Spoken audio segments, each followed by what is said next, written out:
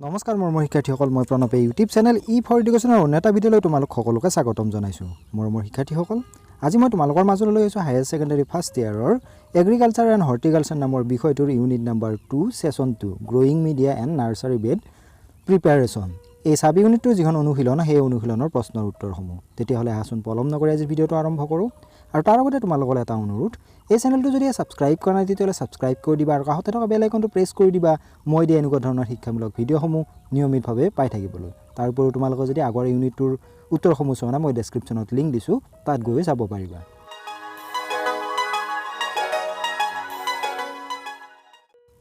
খালী ঠাইবোৰ পূৰণ কৰা কুৱেশ্যন নম্বৰ 1 পানীৰ অভাৱত আৰ্দ্ৰতা ৰক্ষা কৰিবলৈ ডেছ বিচনাৰ সহায় লোৱা হয় ইয়াত খালী ঠাইত হ'ব ডুব যোৱা বিচনা প্ৰশ্ন নম্বৰ 2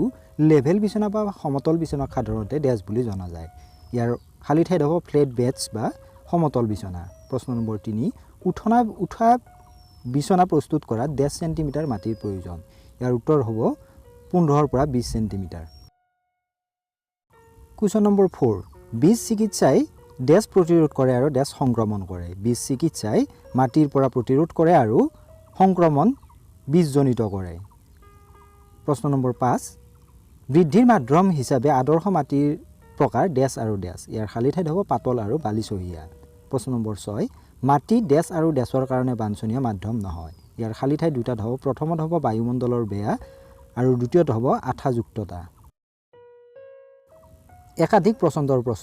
প্ৰশ্ন নম্বৰ 1 পুষ্টিকৰ পদাৰ্থৰ জৰিয়তে ডেছ প্ৰয়োগ কৰিব পাৰি অপশ্যন এ গভীৰভাৱে স্থাপন কৰা বি টেপ ষ্টেডিং চি পত্ৰৰ দ্বাৰা শুৱাই দিয়া ডি ভিত্তি ড্ৰেছিং ইয়াৰ খালী ঠাইত হ'ব বা শুদ্ধ অপশ্যনটো হ'ব চি পত্ৰৰ দ্বাৰা শুৱাই দিয়া কুৱেশ্যন নম্বৰ 2 বালিৰ সাধাৰণ আকাৰ ডেছ অপশ্যন এ 2.0 পৰা 2.5 মিলিমিটাৰ অপশ্যন বি 0.05 পৰা 2.0 মিলিমিটাৰ চি 2.5 পৰা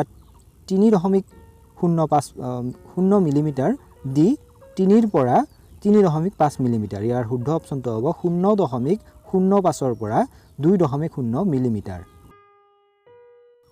চি নাৰ্সাৰীত মাটি বীজাণুমুক্ত কৰাৰ বাবে প্ৰয়োগ কৰা ফৰ্মেলিনৰ পাতল কৰাটো হ'ল dash option A 0.25% B 2.50% C 25.0% D 0.025% ইয়াৰ শুদ্ধ অপশ্যন হ'ব এ 0.25% কুৱেশ্যন নম্বৰ 4 ডেছ এটা জৈৱিক কাৰক মাটি থকা ভেঁকুৰৰ বিৰুদ্ধে ফলপ্ৰসূ অপশ্যন এ এই অপশ্যনকেইটা চাই ল'বা শুদ্ধ অপশ্যনটো হ'ব চি ক্লৰটিয়া SPP বিষয়ভিত্তিক প্ৰশ্ন নম্বৰ 1 বৃদ্ধিৰ মাধ্যম কি ইয়াৰ প্ৰকাৰসমূহ শ্ৰেণীভুক্ত কৰা টবত উদ্ভিদ গজা পদাৰ্থক পটিং মেটেৰিয়েল বুলি জনা যায় আৰু ইয়াক সাধাৰণতে গ্ৰোয়িং মিডিয়াম বা পটিং মিডিয়াম বুলি কোৱা হয় গছ-গছনিৰ বৃদ্ধি সম্পূৰ্ণৰূপে ইয়াৰ ওপৰত নিৰ্ভৰশীল হোৱা বাবে টেঙাৰ সামগ্ৰী প্ৰকাৰ নিৰ্বাচন কৰাটো গুৰুত্বপূৰ্ণ বৃদ্ধিৰ মাধ্যমৰ মূল কাম হ'ল বৃদ্ধি পোৱা গছৰ শিপালৈ পুষ্টি বায়ু আৰু পানী যোগান ধৰা উদ্ভিদৰ বংশবৃদ্ধিৰ বাবে বিভিন্ন ধৰণৰ বৃদ্ধিৰ মাধ্যম ব্যৱহাৰ কৰা হয় যেনে সেইবোৰ হৈছে বাগিচাৰ মাটি বালি পচন সাৰ স্পেগনাছ মছ পিট কয়ন পিট ভাৰ্মিটুলাইট পাৰ্লাইট কটাৰী ধূলি পটিং মিশ্ৰণ প্ৰশ্ন নম্বৰ 2 নাৰ্সাৰী বিচনা প্ৰয়োজন বুলি তুমি কিয় ভাবা তলত দিয়া কাৰণবোৰৰ বাবে নাৰ্সাৰী বিচনাৰ প্ৰয়োজন প্ৰথমটো হৈছে প্লটৰ আকাৰ সৰু হোৱাৰ বাবে অংকুৰিত বীজ আৰু আহিবলগীয়া পুলিবোৰ চোৱা চিতা কৰাটো সুবিধাজনক হৈ পৰে দ্বিতীয়তে তুলনামূলকভাৱে সৰু অঞ্চলত অনুকূল পৰিস্থিতি দক্ষতাৰে প্ৰদান কৰিব পাৰি তৃতীয়তে ৰোগ আৰু কীটনাশক বা কীট পতংগৰ বিৰুদ্ধে সতৰ্কতামূলক ব্যৱস্থা গ্ৰহণ সহজভাৱে কৰিব পাৰি চতুৰ্থতে উঠা বিচনাখনে পানী স্থবিৰতা এৰাই চলি শিপালৈ বায়ু চলাচল কৰে যাৰ ফলত ইহঁতৰ দ্ৰুত বৃদ্ধি আৰু পুলিৰ উন্নত প্ৰতিষ্ঠা সম্ভৱ হয় 5 নম্বৰ প্ৰয়োজনীয়তাটো হৈছে তীব্ৰ যত্নৰ বাবে বীজৰ অংকুৰণৰ শতকৰা হাৰ উন্নত কৰা হয় প্ৰশ্ন নম্বৰ 3 নাৰ্সাৰীত সাৰ প্ৰয়োগৰ বিভিন্ন পদ্ধতিৰ বিষয়ে বৰ্ণনা কৰা নাৰ্সাৰীত সাৰ প্ৰয়োগৰ বিভিন্ন পদ্ধতি তলত দিয়া ধৰণৰ প্ৰথমটো হৈছে ভিত্তি পদ্ধতি নাৰ্সাৰী বিচনা প্ৰস্তুত কৰাৰ সময়ত আৰু বা বীজ সিঁচাৰ সময়ত সাৰ মূল প্ৰয়োগ বা মূল ড্ৰেছিং বোলা হয় এই পদ্ধতিত নাৰ্চাৰীৰ বিচনাৰ জৰিয়তে বা ওপৰেৰে এনেদৰে সাৰ বিয়পাই মাটিৰ লগত মিহলি কৰা হয়। এই পদ্ধতি ফছফেটিক আৰু পটাছিক সাৰৰ বাবে উপযোগী। দ্বিতীয় পদ্ধতি হৈছে টপ ড্ৰেছিং। থিয় হৈ থকা শস্যৰ বৃদ্ধি কৰা গছ-গছনিলৈ সহজলভ্য ৰূপত সাৰ, বিশেষকৈ নাইট্ৰজেনযুক্ত সাৰ সম্প্ৰসাৰণত টপ ট্ৰেডিং বা ড্ৰেছিং বোলা হয়। তৃতীয় পদ্ধতিটো হৈছে পাত্ৰৰ দ্বাৰা শুৱাই দিয়া। নাৰ্চাৰী শস্যত বিশেষকৈ শাক-পাচলি আৰু ফুলৰ গছৰ সাৰ প্ৰয়োগৰ আন এটা পদ্ধতি। কেৱল নাইট্ৰজেন বা মাইক্ৰ' নিউট্ৰিয়েণ্টৰ দৰে পুষ্টিকৰ পদাৰ্থহে পাত্ৰৰ প্ৰয়োগ কৰিব পাৰি। যদি কোনো শস্যই অনুপুষ্টিকৰ উপাদানৰ অভাৱৰ বাবে ক্ষতিগ্ৰস্ত হয়, তেন্তে উদ্ভিদ দেখা দিয়ে,